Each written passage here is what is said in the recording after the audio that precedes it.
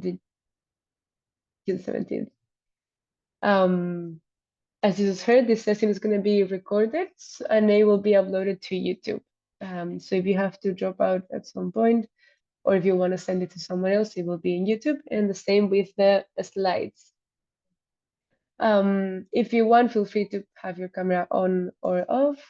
Regarding the questions, I'll be presenting and I'll try to keep reading the chat if you have any questions, but also feel free to raise your hand and ask anything. If not, we can also address them when I have a chance to look at the chat, address them afterwards. So yeah, we'll be sharing the slides after if you need them with all the resources and the graphs and all the information.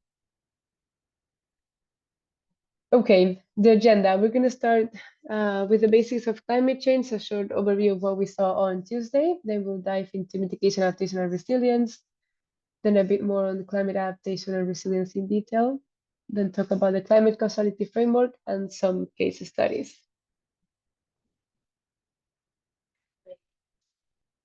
Okay, we're gonna go. So why is climate change happening? Climate change refers to long-term shifts in weather patterns and average temperatures on Earth. So although climate change is a natural phenomenon that has been happening throughout the history of our planet, the current trends have been proven to be caused by human activity and especially the emission of greenhouse gases. We'll explain now. And the concentration of these gases is regulated by the greenhouse effect. The greenhouse gases are those gases that are part of the atmosphere. They're both natural and anthropogenic. Anthropogenic means human caused. That these gases, they absorb and emit the radiation at specific wavelengths within the spectrum of the terrestrial radiation emitted by the Earth's surface. So the Earth atmosphere is a layer of these gases that surround the planet and plays a crucial role in regulating the climate and supporting life. The atmosphere is composed primarily of nitrogen and oxygen, and then it has a small amount of other gases such as carbon dioxide, methane, and water vapor. So the greenhouse effect is a natural process that occurs when certain gases, such as carbon dioxide, methane, and water vapor, they trap the heat in the Earth's atmosphere, and you can see in the photo. So these gases are in general transparent to solar lights. So this means that the majority of the solar rays penetrate the atmosphere. They absorb some of the infrared radiation that is emitted by the Earth's surface, and then they give it back towards the surface. So that means they're warming the planet. The greenhouse effect is important for life on Earth, as it keeps the planet's temperature within a range that is suitable for all of us and for other living organisms. Without these gases, the average temperature, so without the greenhouse gases, the average temperature of Earth would be around 33 degrees lower, so around minus 18 degrees, which would make many forms of life unviable. But the human-induced increase in greenhouse emissions, especially for the burning of fossil fuels for energy, is causing that the greenhouse effect is increasing, which is leading to a global warming and other climate-related changes. For these reasons, the increased concentration of these gases in the atmosphere has really severe consequences for human societies and ecosystems around the world. So with this short overview of climate change, what are the things that we should do? So there are two different types of solutions to address climate change. The first I'll define, but I'll dive deeper into each of these later. So we have mitigation and adaptation. So mitigation is solutions to tackle, stop, minimize, and reverse the effect of climate change. And we also have adaptation, which are other solutions that are addressing how to live in a new environment and accommodate to a climate that is changing. So diving deeper into mitigation, it refers to strategies for reducing these greenhouse gases emissions and increasing the uptakes from the Earth systems of these gases. So basically, it implies stopping the evolution of the concentration in the atmosphere of the greenhouse gases and stopping the emission of these gases. So this requires a change in human habits and organizations so humans can have less effect, lower effect, or even positive effect on the atmosphere. So basically, it has 4 goals. It's reducing greenhouse gas emissions from human activities, especially from the burning of fossil fuels, deforestation, and industrial processes, limiting the global temperature rise. so limiting the average temperatures to below 2 degrees Celsius above pre-industrial levels, also with efforts to limit to 1.5 degrees, transitioning to low carbon and renewable energy, and promoting energy efficiency. Mitigation strategies, they also have a set of principles. So we have common but differentiated responsibility. This means that we have to recognize the need for differentiated responsibilities and capabilities among countries contributing to emitting. So for example, there's a differentiated responsibility of countries emitting in the global north versus countries emitting in the global south. We also have the precautionary principle, that is to avoid potential catastrophic consequences of climate change. Polluter pays principle, that is holding that those responsible for the emissions should bear the cost of mitigating their impacts of the environment. And then we have equity and social justice, which is climate change mitigation efforts should be just and equitable, ensuring that vulnerable communities and individuals are not disproportionately affected, and that social equity is considered in decision making. Then we have technology transfer and capacity building. So developed countries or global north countries should assist developing nations with the transfer of cleaner and sustainable technologies and provide capacity building support.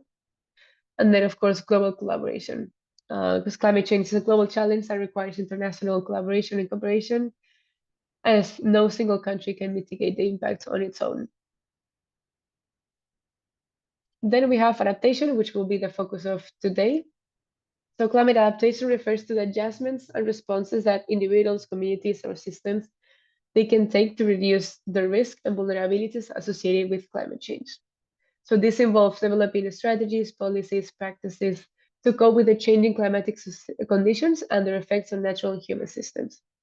So it's basically consists of preparing for and adapted to changing climate conditions to protect human and natural systems, and always with the goal of enhancing resilience and ensuring a sustainable development. Basically, we have to live with climate change and the natural events that are occurring and adapting to these new realities of climate.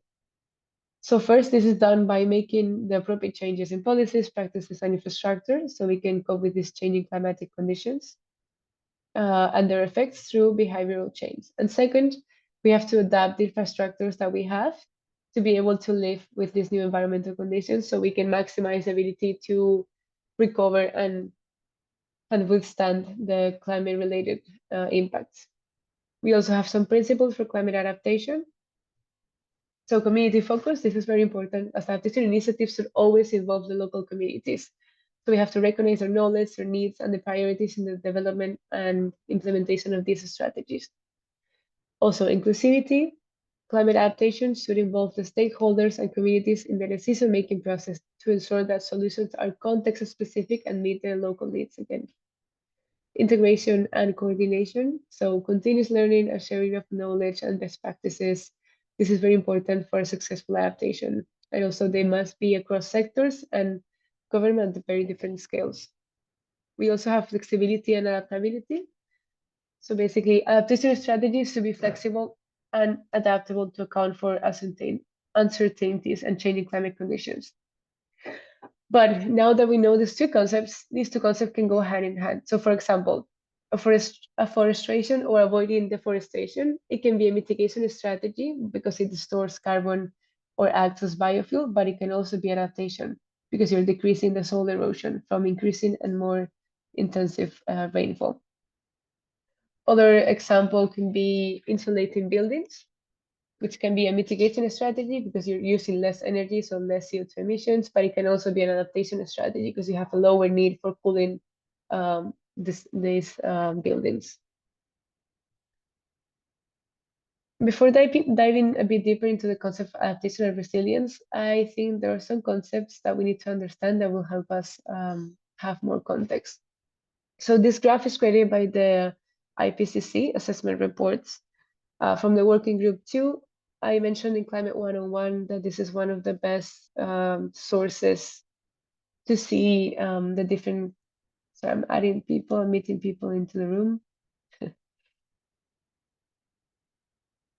The IPCC is an international intergovernmental panel for climate change, so they are the ones creating the most comprehensive reports based on peer-reviewed And they also have summaries for climate change, for policymakers, for entrepreneurs, also the technical papers. So I think it's if you're new to this, it's one of the best resources to check. And they created this graph that you can visualize how the risk of climate-related impacts result from the interaction of climate-related hazards. And you also have vulnerability and exposure of human and natural systems. I hope you can understand the graph here. Yeah, vulnerability and exposure are, as the figure you can see in the figure, they're the result of socioeconomic pathways and social conditions, although also changing hazard patterns also play a role. So if you change both the climate systems on the left side and the socioeconomic processes on the right side, these are central drivers of the different core components, are vulnerability, exposure, and hazards, that they all constitute the risk of climate change. So each of these concepts, so to understand a bit better this, I'm going to explain each of them. So we have hazards, which are the potential occurrence of climate-related physical events or trends, or physical impact that may cause, and this cause loss of life, injury, and other health impacts. This is also including damage and loss to property, infrastructure, livelihoods, service provision, ecosystems, and environmental resources. So for example, a hazard can be sea level rise or temperature increase. We also have exposure, which is the presence of people, species, ecosystems, communities, or social and cultural assets. So their presence in places and settings that could be impacted by climate change. So exposure is basically the particular hazard elements relevant in relation to a specific place, region, and systems. So for instance, it can be crops in higher temperature areas or coastal communities that are more exposed to sea level rise. Then we have vulnerability, which is the predisposition of a system to be adversely affected. So this encompasses a variety of concepts and elements that include sensitivity or susceptibility to harm and lack of capacity to cope and adapt. So some examples can be the women, which are the most vulnerable to climate change, that have fewer financial resources in more exposed areas. Then we have risk. Risk is a potential for consequences where something of value is at stake or where the outcome is uncertain. There are many events, such as the tipping points that I explained last Tuesday, which are very difficult to measure and quantify.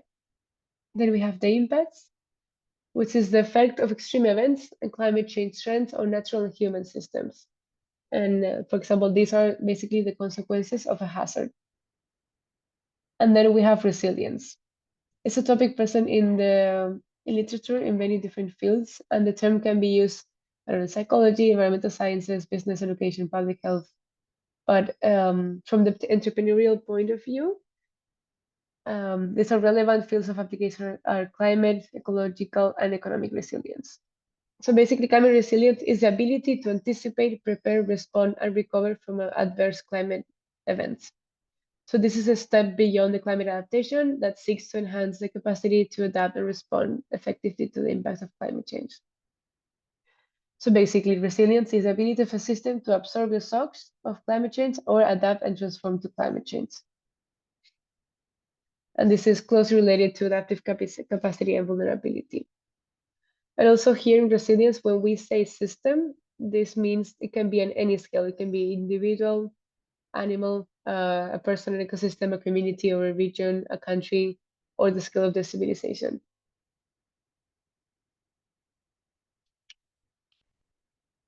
Now, diving a bit more into adaptation and resilience. So why is adaptation to climate change relevant? There are three possible answers that we have, because effective mitigation of climate change might be already technologically, economically, or politically impossible. So we have to adapt to whatever the result of climate change is. Second, because we are already experiencing undesired impacts of climate change, and we can expect a lot more. So no matter how efficient the mitigation will be in the future, we still have to adapt to some level of climate change. And it might be, the last answer is a bit more controversial, but it might be economically optimal to allow a certain level of climate change because adaptation to the current level of climate change is less costly than avoiding it, than doing mitigation.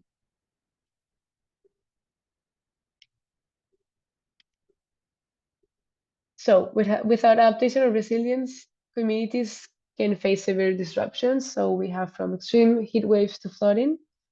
We are very sure of the climate change impacts. However, we're not so sure of how much and when and where. This is less easy to predict, but that is why we need to start working on different adaptation strategies.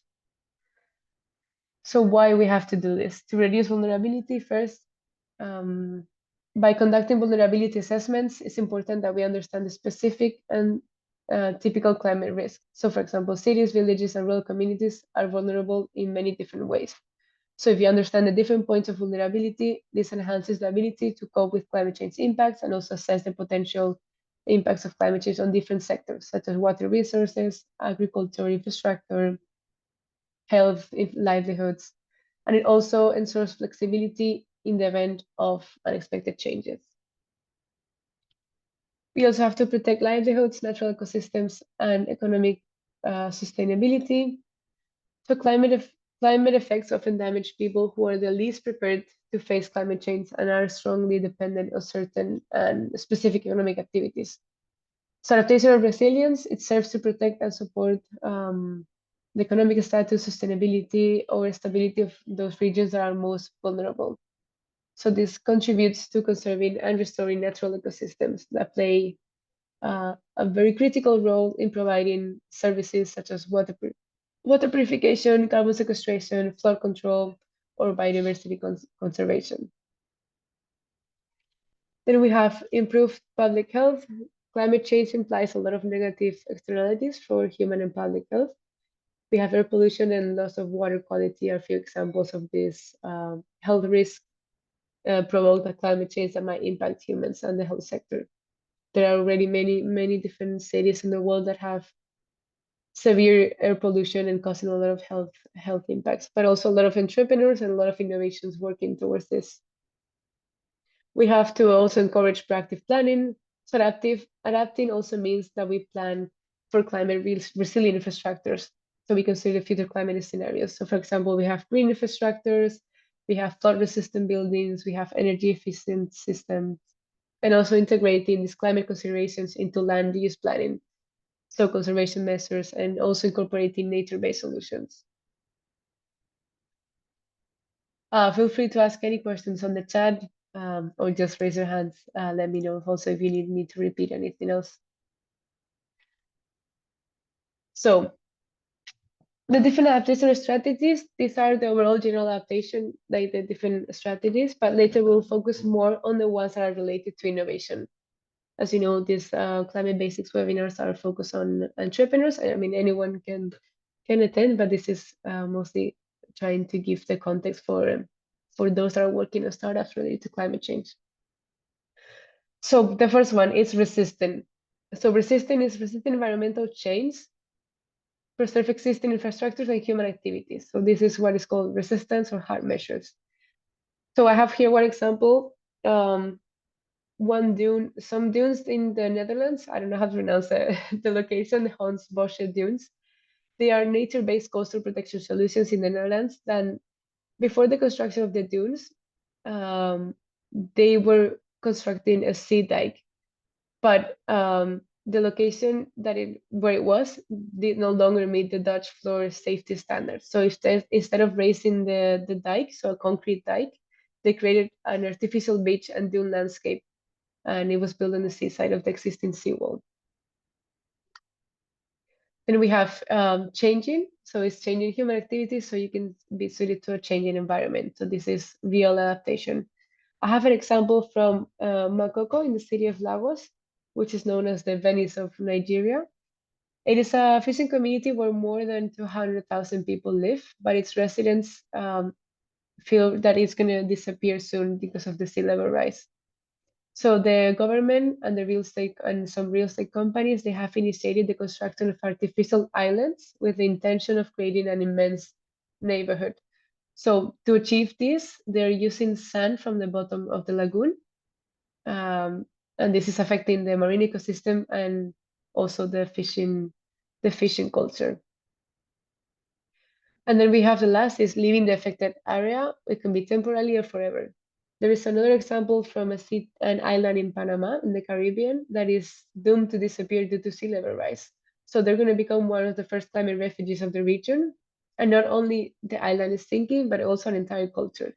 So the solution is that the government has built an entire new neighborhood for them to move into in a safer area. So from these examples, I wanted to ask if you can speak or write in the chat, which ones do you think, what do you think about them? And if you have any other examples, and also if any of these examples are maladaptation strategy, I'll also explain later, just to see if you had any thoughts or any other examples in mind.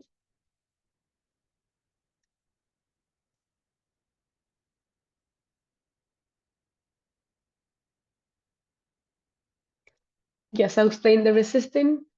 I gave the example of the dune as a really good example when you're using artificial sand, which is not entirely resistant. A more clear resistant example would be there are some areas in the Netherlands that they're using concrete dikes. So they're building something that is not natural, and they're trying to use that to resist the impact of sea level rise or storms. But using a concrete dike is not a sustainable solution in the long term because the sea is going to still break it. There are other examples such as using artificial sand, or maybe in some other communities they're replanting mangroves, for example, which are helping. They're using nature-based solutions, which is obviously makes sense in that ecosystem, and also it's a more sustainable in longer term because it's not going to break. You don't have to rebuild it. So yeah, you're using more natural solutions. They don't know how effective it is in the shorter term, but in the longer term, they're going to be more give more protection than actually using a concrete dike. And then changing human activities. So for example, they're also changing the the way, so they're not moving, they're also staying there, but they're creating artificial islands. And this is also, it was a bit more tricky because I wanted to see that this is an example of maladaptation, because by constructing artificial islands, they're removing the sand from the bottom, which is destroying the entire marine ecosystem, and also that results into making fishing impossible, which a lot of the people living in those areas they depend on fishing. But we're gonna give more examples later on, so I hope that will be a bit more clear.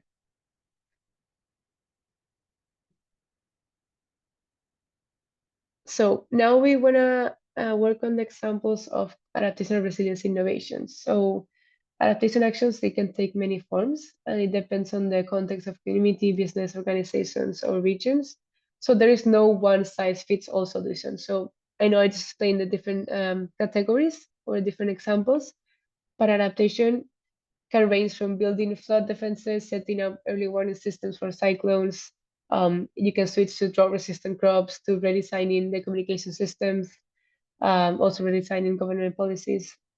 So many nations and communities are already taking the steps to build resilient societies and economies. And here we're focusing on climate innovation, and we'll provide some examples based on 4 categories, which are not the categories used for general adaptation. This is only for focus for entrepreneurship. There are 4 different categories and types of innovation. We're going to focus on preparedness, resilient agriculture, water systems, and nature-based solutions. So for preparedness, this is a forward-looking approach aimed at reducing the vulnerability of systems and communities to foreseeable changes. So this is relevant in the context of climate change, where increasing temperatures, sea level rise, and extreme weather events and other impacts, they need the proactive efforts to adapt and build resilience. So for example, we have early warning systems. These are the systems that are able to predict or forecast the imminent extreme weather events, so it allows people to prepare or to evacuate. This requires a higher level of technology and planning. So for example, in Bangladesh, it's a country heavily affected by flooding events. They have been able to address flooding issues with 0 casualties and imminent preparedness with evacuation plans. We also have flooding architecture. So in flood-prone regions, buildings and farms can be designed to float, which helps to react to various types of flooding. So in the Philippines, there's floating gardens that use technology of floating rafts for garden and vegetable cultivation. We also have, in terms of preparedness solutions, we have green roofs and walls. So the green roofs are sustainable architectural features that offer a wider range of environmental and climate adaptation benefits. So for example, insulating buildings, that means they're reducing the urban heat island effect by providing more shade and also with a cooling system of plant transpiration. We also have reducing energy costs and contributing directly to the mitigation effect by having green roofs. You can also manage stormwater absorption and storing heavy rainfall with having this green infrastructure. So you can also contribute to reducing the risk of flooding. And you can also create habitats for birds, insects, and other wildlife that in big cities are not there anymore. So you can also contribute to urban biodiversity and also building more resilience. Okay, now we have resilient agriculture. It's an approach to farming and food production that is designed to withstand and adapt to the challenges that are facing by climate change and other environmental stressors. So we have drought-resistant crops, which is a technique that consists of using specific crops depending on the environmental conditions and characteristics. So are crops that can survive with less water or higher temperatures. For example, quinoa and chickpeas are types of crops that can be planted in dry soils due to their natural drought resistance. But to enable resilient agriculture, it's important to acquire and share knowledge with farmers and to be reactive to any change in soil and environmental conditions. We also have vertical farming. Vertical farming involves growing crops in stacked layers indoors. So this allows for year-round farming with controlled water and light. It is useful in regions with extreme weather conditions, and it also enables farming to become independent of rainfall and temperature changes. There used to be a lot of startups working on vertical farming. Is one of the first um, adaptation strategies that also started to gain more funding and more acknowledgement. We also have water systems. So water systems, they encompass infrastructure, ecosystems, and management practice that are related to the collection, distribution, treatment, and disposal of water. So the systems are made up of engineered hydrologic and hydraulic components designed to provide water. So we have rainwater harvesting. It's a technique for collecting and storing rainwater that falls on the rooftops, paved surfaces, or natural catchment areas. So the collected rainwater can be used for many purposes, such as irrigation, landscape maintenance, toilet flushing, or even for drinking when it's properly treated. So the benefits is that they're helping communities become more resilient to droughts. They're reusing the stormwater and also reducing the risk of flooding and soil erosion.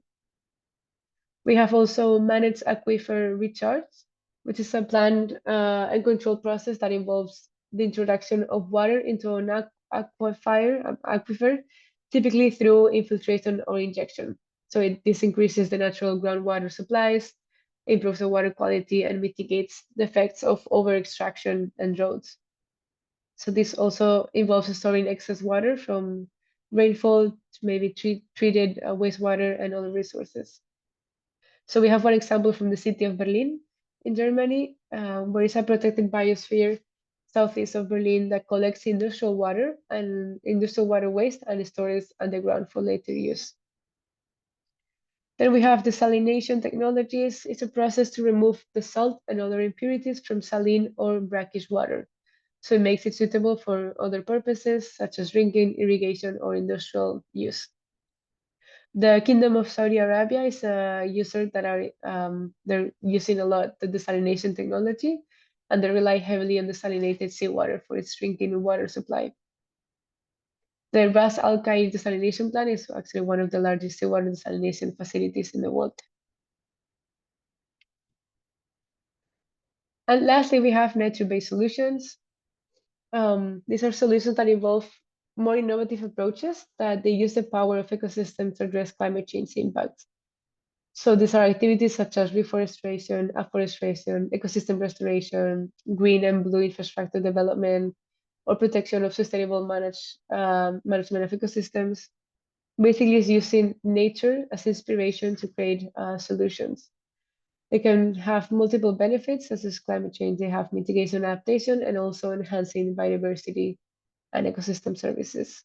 Biodiversity is important because we have a huge biodiversity crisis due to climate change, and also due to human costs in terms of overexploitation, hunting, and many other causes. So there are different cases in which nature-based solutions can be applied to building adaptation and resilience. For example, I also mentioned this before, we have mangrove forests. They are natural barriers against coastal erosion and flooding. They absorb and disperse the energy from storm surges and even tsunamis, providing a buffer to protect coastal communities. But unfortunately, mangrove forests, they have been widely affected by human activity, and many of these forests have been destroyed.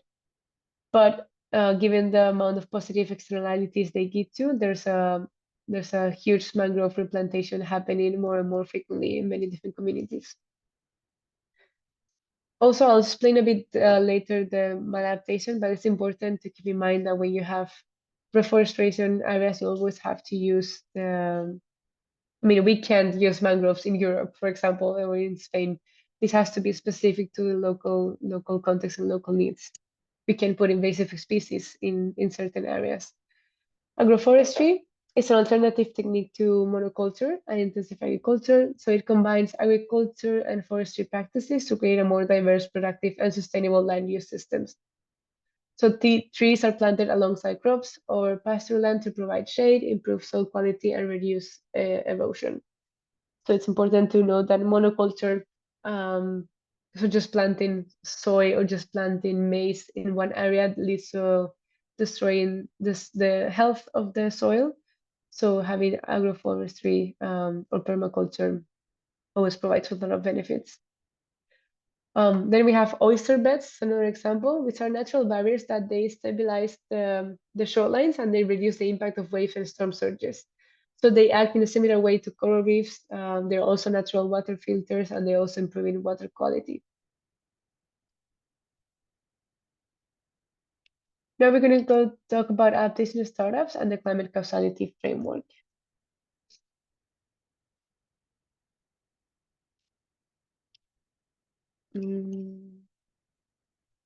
Okay, 1 second. Yes. There are different types of adaptation and resilience solutions. We have, for example, economic development. These are solutions that generate more and different economic activities so they can support business and entrepreneurs so they have easier access to markets, resources, and funding. We have general resilience, which are solutions that are more general and work for providing resilience for upcoming hazards that are not currently being addressed. We have targeted resilience, which are solutions that are targeting specific climate hazard. We have reactive adaptation, which are solutions that are targeting new and emerging hazards and risks. Reactivity is very, very important point when dealing with adaptation and resilience. As climate vulnerabilities, they might change over time. Climate change is an ongoing process, so reactive resilience allows for continuous improvement and adaptation to the current situation. And then we have anticipatory adaptation, which are solutions that include actions to address anticipated future climate hazards and different risks. So what are adaptation startups? These are all the companies that provide technologies, products, or services that are strengthening the user's ability to understand, also respond to climate risks and impacts that are addressing the problems of a specific population. It can also engage with stakeholders, develop analysis to understand the scenario of climate hazard that is being addressed, and contribute to prevent or reduce climate risk and the adverse impacts on assets, economic activities, or people and nature. So basically, it's an entrepreneur, is a problem solver who understands the problem, provides a solution. So an adaptation entrepreneur is someone who focuses on identifying and addressing the challenges and opportunities presented by environmental or climate changes.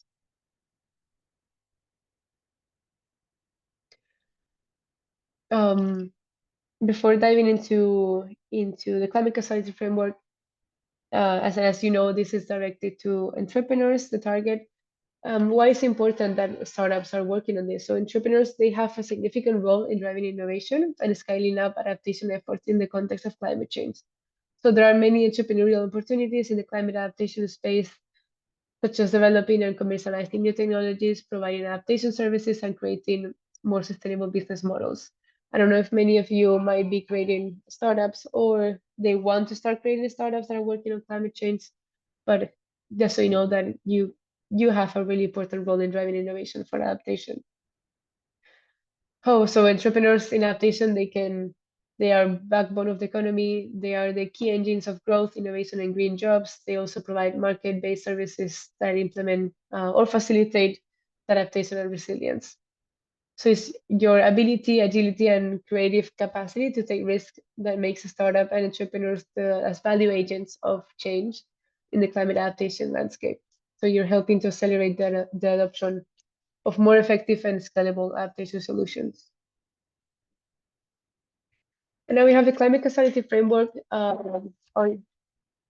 team has been working on doing this framework that is useful for building the adaptation and resilience solutions with the following process. So we have firstly, the climate hazard identification. So it's the first step is to identify the problem and recognize the problem. So this consists of understanding how users and communities are being affected and the consequences of this problem. So that is the first part of the framework. Then moving on, we have the impact of that hazard. So you have to identify the impact of the hazard we just mentioned. For each climate hazard, there are many different impacts that affect this population, infrastructure, or community or natural environment. So we have to identify the hazard, identify the impact of that hazard that can be multiple, and then identify what adaptation innovations we have. So after identify the specific hazards and the impacts, the last step of the framework is the specification of the type of adaptation solution that can address them. So they can be classified into two bigger categories. So we have climate adaptation intelligence, such as data management or patient tools or decision support tools, and then climate adaptation products or services, which is a physical climate risk management product or climate risk transfer products or services. I hope is understandable. So I think this framework is useful because it helps also to identify new business opportunities. It can be used to identify new business opportunities that are related to climate change. So for example, a startup, one of you could use the framework to identify new ways to reduce the greenhouse gas emissions or to help people adapt to the impacts of climate change. It can also be useful to develop new products and services that are addressing climate change. So for example, a startup could use this framework to develop a new solar panel or a new software programs that helps people to track their energy use. And I think it also helps to make better decisions about how to manage climate risks. So for example, a startup could use a framework to decide where to locate its operations or how to design its products and services. With this framework, I'm going to go ahead and give some examples, but before that, I want to talk about maladaptation. It's a really important topic, which refers to the implementation of policies, strategies, or technologies that might have unintended negative consequences or even fail to address the climate change impacts. This can lead to wasted resources, even to increase vulnerabilities, and even exaggerate the existing problems of climate change. We have some examples, like dams. The construction of dams, they have profound social and cultural impacts on communities. While they offer flood control and renewable energy, they can also disrupt entire local ecosystems. They avoid the fish migration and displace of local communities. There are a lot of examples of displacement of local communities in areas in countries like Brazil. And in some cases, these reservoirs created by dams, they have led to methane emissions, which is a greenhouse gas that is stronger, has a shorter life than CO2, but it's a stronger gas. Other example could be biofuel. Biofuels may cause massive deforestation. There are cases, of course, but they can reduce greenhouse gas emissions compared to fossil fuels. Their production can lead to deforestation and compete with food production. So this increases food prices and food insecurity. I don't know if you can think about any other examples that we mentioned earlier of maladaptation. I don't know if you've known any in your local area or have read the news of some cases. feel free to type in the chat. It's good also to share examples and also practices or practices to avoid.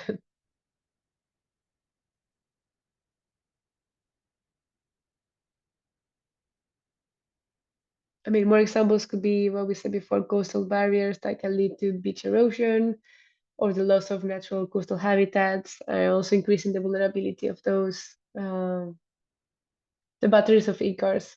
Yes, that's a that's a good example. What are we going to do with all the lithium?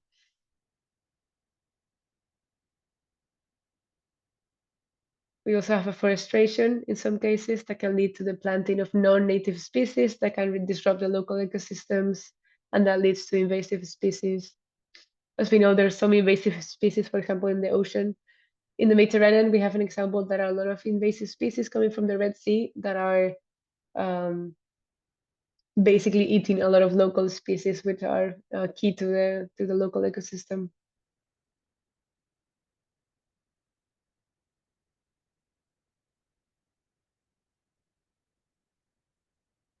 And what you were saying about the batteries of e-cars, there's also examples of a lot of countries are thinking about doing deep sea mining because there's apparently a lot of minerals that are used, I don't know, for cell phones and for the batteries and everything that are no longer available on land, and they're deciding to start mining on the deep sea, which is a huge topic, very scary and very dangerous to start working on that.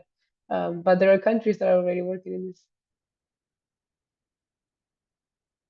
Yes, I would say greenwashing is more like some sort of um, when a company says they're doing something, they're hiding other, I don't know, how would I say? There's a lot of fashion companies that are saying they're okay, they're working with sustainable clothing, that they're using organic cotton and stuff like that. So they're hiding, maybe with their marketing strategies, they're just hiding um, the actual emissions that they're emitting in their industries. Sometimes, for example, I'm thinking about Inditex, which is one of the largest fashion companies.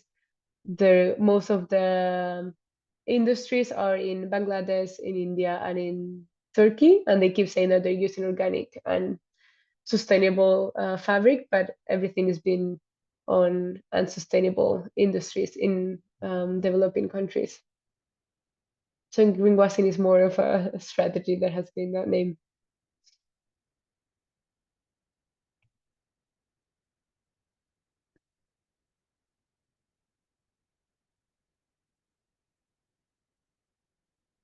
Thanks for that example, Joris.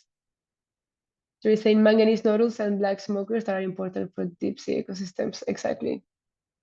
Yeah, there's also a lot of cascading effects if they start working with the deep sea mining. Um, what we were saying before about the precautionary principle, always to try to avoid working on something that you don't know what's going to happen. And I do believe that they need to start working with scientists before starting with deep sea mining because they don't know the consequences of, they can be a lot of horrible consequences related to deep sea mining that we might not know. So if we've seen the consequences of mining inland, I don't know why would we start mining in the deep sea, destroying a lot of ecosystems that we even haven't heard about. And also they always have these feedback cycles. So if we destroy one area of the deep sea, maybe there's only one specific species that is native to that area. Yes, a lot of issues with deep sea mining. Okay, now moving on to guides to avoid maladaptation as an entrepreneur.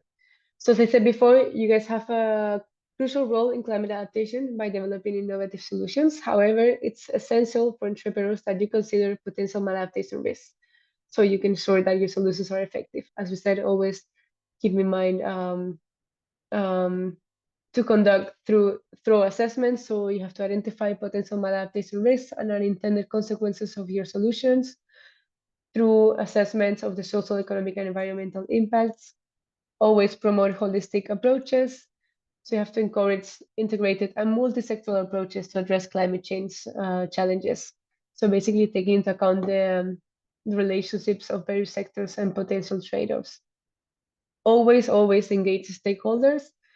So please involve the relevant stakeholders, including and most especially communities, policymakers, experts, and local actors, so you can ensure that you have more perspective and you consider like more perspective and are considered and the potential maladaptation risks are identified.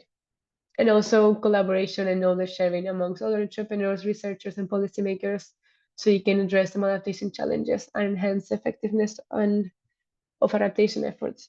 What I was saying, engaging the stakeholders, it is very, very important that you also, if you work with smaller local communities, to always try to have a participatory approach to your solution, especially, yeah, indigenous knowledge, local traditional knowledge. These people are the ones that knows most how to adapt to the any climate change impact. So it's really important that we integrate all the different stakeholders within a community. Okay, now I wanted to give some examples, but also if you have a startup, if you want to give your example, or if you have any other friend startup or anything in mind, feel free to raise it. Some of these are Climate-KIC alumni, so they have participated in the ClimateLaunchpad program. So for example, I'll give examples of these agriculture startups, also using the climate causality framework. So this company, Apollo Agriculture, they enhance farmers' profits in emerging markets using agronomic AI, remote sensing, and mobile technology for credit access and farming advice. So basically, their goal is to democratize commercial farming. As you can see, the business models are B2B and B2C. They're focusing on East Africa. So by using the climate causality framework, you can see that the climate hazard they address is land degradation and extreme weather events. So what are the impacts of land degradation in these events? So to the second part of the framework, the impacts are low soil fertility, changing weather patterns, and unpredictability. So what are their adaptation innovation? What they're doing is building climate resilient farming techniques, um, building more economic resilience for farmers, and the use of machine learning and automations. So they contribute to climate adaptation by providing the tools and systems to enhance farmers' resilience to climate variability and extreme weather events. So they are helping sustainable farming practices and improve productivity in the face of a changing environment.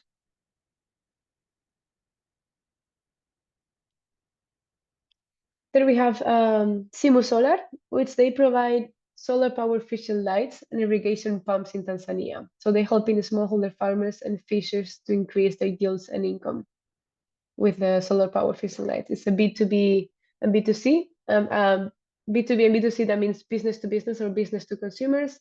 They're also working in East Africa and Tanzania. So the climate hazard that they're addressing is the droughts and floodings. So the impact of the hazard, that means reduced water availability, destruction and lower crop yields, sporadic rainfall. So what they created, the adaptation innovation solution, is a solar powered irrigation pumps that has fishing lights, which is reducing energy costs and enhancing productivity. We also have Komatsa, which is a tech-enabled forestry company that they're boosting sustainable wood supply in Africa through a platform, and they're partnering with smallholder farmers. So again, this is also business to business and business to consumers. They're working in Kenya. So the climate hazard they identified is land degradation, and the impacts of those hazards are reduced crop and wood availability, losses biodiversity, and affected livelihoods. So what is their solution? Is forestry as a solution to climate change, land restoration, carbon sequestration, and they're also creating economic opportunities for farmers. We also have three more examples. And then three more examples, and then we finish. Just let me know if you find this useful. We have then, it's Rural Farmers Hub. They use satellite data and algorithms for personalized crop health and soil recommendations in Nigeria. So this is mostly from business to business in Nigeria. So the climate hazard they're working on is extreme weather and temperature increase. And the impacts of the hazard are lower yields, crop growth issues, and higher post-harvest losses and food insecurity. So considering this impact of the hazard, Their solution is to have a mobile crop intelligence, location-based service, pest management, and yield predictions. Sun Culture, they provide off-grid solar solutions for water, irrigation, lighting, and mobile charging in Kenya. Also, business to business. So what they're addressing, the hazard they're addressing is heavy precipitation and variability. So the impact of this hazard is water stress, business disruptions, reduced productivity, food insecurity. So what are they doing with these impacts? Their solution is a system to increase crop yield by 300%, reduce water use by 80%, and enhance smallholders farmers' resilience with their off-grid solar solutions for water.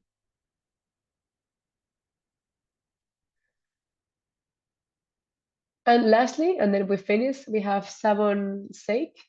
It's a business model, B2C, business to consumer, that are selling biochar-based soil enhancing products, and B2B by providing advisory and product development services. They're based in Ghana. So the climate hazard they are addressing is heavy precipitation and precipitation variability. So what is the impact of this hazard? It's heat stress, water stress, business disruptions, reduced agricultural productivity, and food security. So their solution is to offer climate adaptation products and services for physical climate risk management in the form of integrated soil management. They provide support for the transition from conventional farming to regenerative agriculture. And they also help increase productivity in an environmental and sustainable way. So with this was our last example of adaptation startups. We tried to gather a lot of examples around Africa, besides also the examples that I gave in different countries. So I hope you found this useful. Feel free to ask any question or in the chat or raise your hand. Thanks, Yusra. And we will also share in the recording on YouTube, and we can share the slides